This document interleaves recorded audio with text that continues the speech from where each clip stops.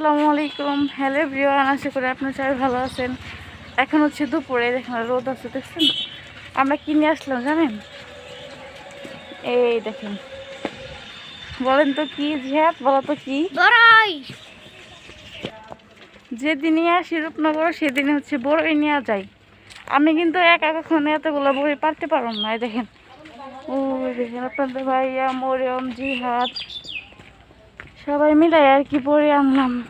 আমার হচ্ছে বারিন্দায় তো অনেক বড়ি দেখছেন, কিন্তু বড়িগুলো হচ্ছে পাকা পাকা বড়ি। পাকা বড়ি আমি খাইতে বেশি একটা ভালো লাগে না, আমার হলো কাঁচা বড়ি খেতে মজা লাগে।